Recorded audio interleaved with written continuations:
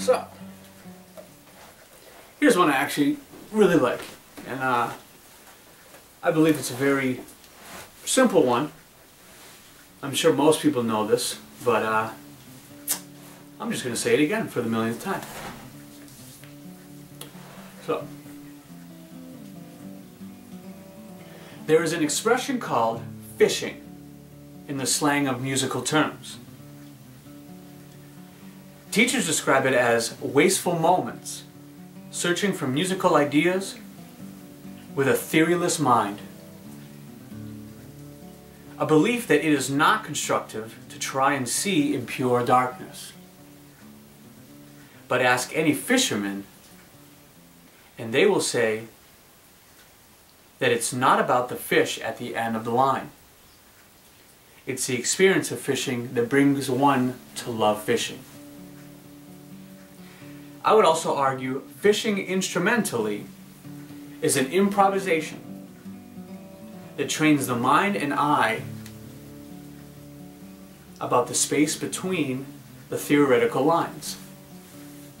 The experience of understanding and searching for anything can expand the thoughts to places that may have never been discovered. The beaten path will always define you more than the one in front of you. Observe the parade with sympathy.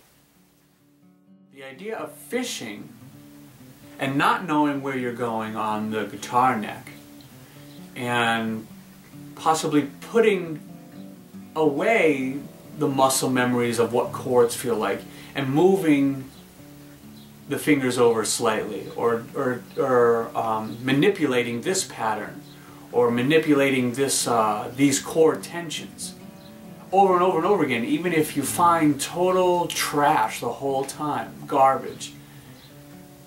But the idea is that in all of that garbage, two things I think can happen. One, you'll be playing around in a place where you haven't been before. Whether you're not accepting it, you know that this sound exists now. So possibly in the future you may go back to these things because as of now they're trash because of what you're actually looking for. But later on, if you try to do something that is you know, maybe the total opposite of the sound that you're going for in this song, you may actually be able to recollect in those sessions of, you know, before I didn't actually like these tensions, this type of scale, this progression, but it fits now, and I wouldn't even have known these had existed had I not just kind of been going up and down and just playing with all of these totally random ideas. Because when you're fishing on the guitar neck and you're just looking for certain chords, you're initially looking and doing all the things that you've trained and been trained to do. And eventually when those things don't work, you start to at least take a left turn. You move a whole step, you move a half step, you begin to do chromatic things, you begin to mix the theories that you have that don't have an actual name for them maybe, or that you don't even know of yet, but you're discovering a new realm of music that you just didn't know before because you're trying to get away from what you already know, what you're used to, what you've conditioned yourself for. And that itself will get you to actually maybe where you want to go. You're fishing and finding all this garbage, but you know it's garbage because you haven't found what you're looking for, you know?